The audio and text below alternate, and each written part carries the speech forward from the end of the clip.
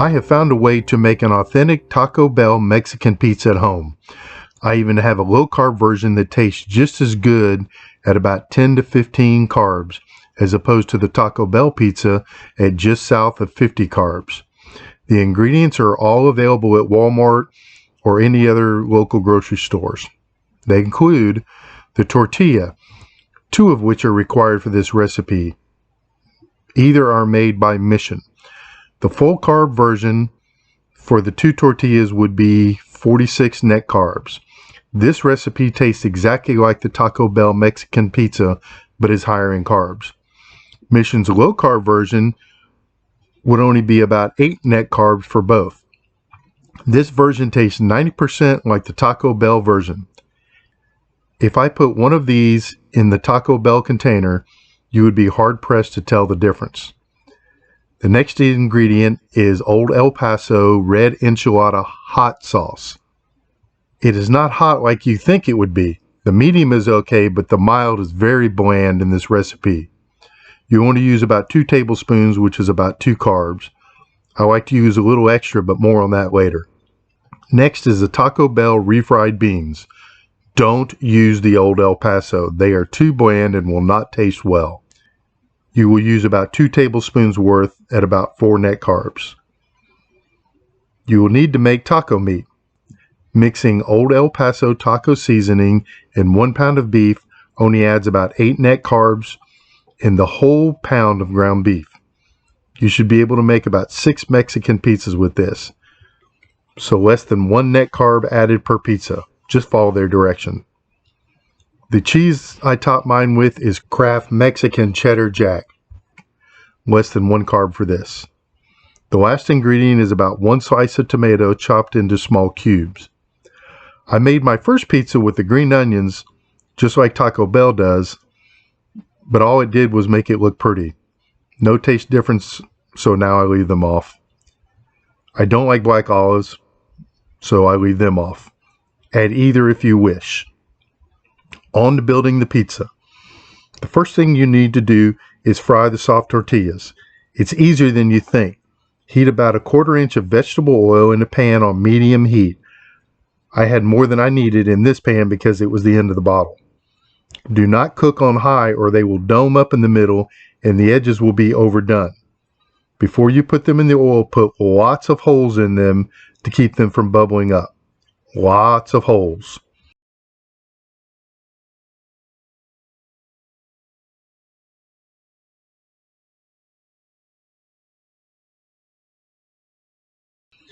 You will still get some bubbles, but you can just poke them down.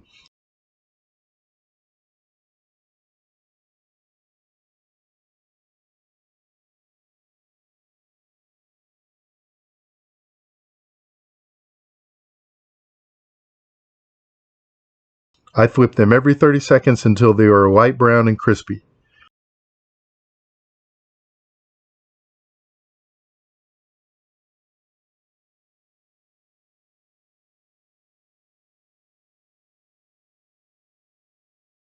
Once done, just put them on a paper towel to drain. They cool quickly.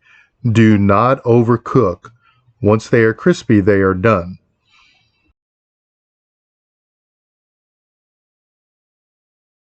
From there, just spread the refried beans over the first tortilla, trying to get coverage from edge to edge.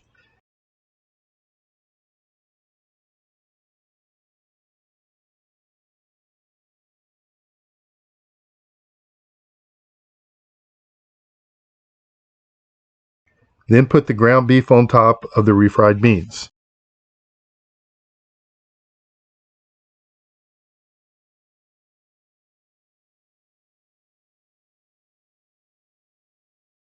Here's where the recipe varies a little bit.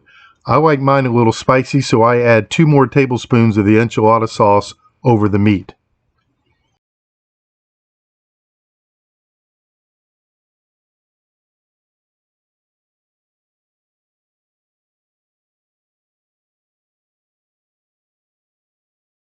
Then put the other tortilla on top of the meat. Put about 2 tablespoons of enchilada sauce on it, again trying to get coverage from edge to edge.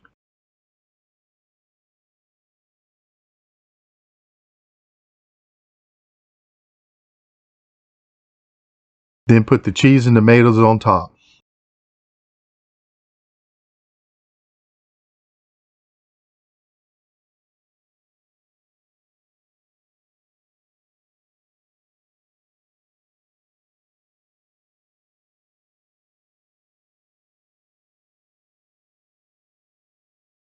I sprinkle just a little cheese over the top of the tomatoes.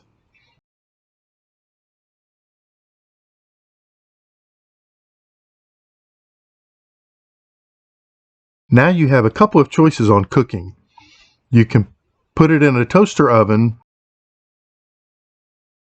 or a full oven for about 5 minutes at 400 degrees to melt the cheese. But what I like to do is mimic what Taco Bell does to theirs. They put them in a steam oven for about a minute. I make my own steam oven by bringing water to a boil in a fry pan with a grate over the top of it. Once the water is a rolling boil, I put the pizza on the grate and cover with a pot. It doesn't have to fit exactly, just enough to capture the steam.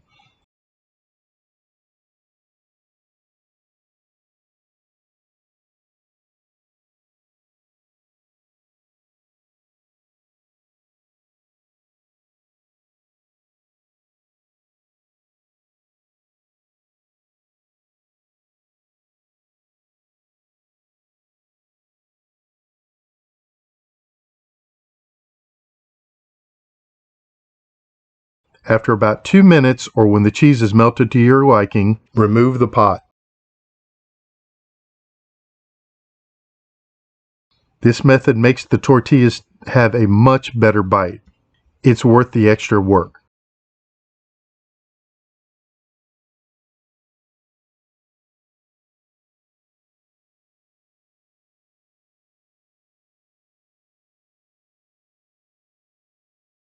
Once plated up, use your pizza cutter to slice and enjoy.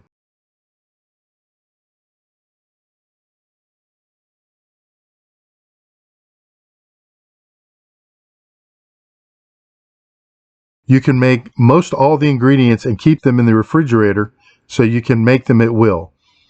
I fry up about 6 tortillas at a time and store them on the counter in a gallon Ziploc bag. Let me know in the comments below if you make them and how they turn out.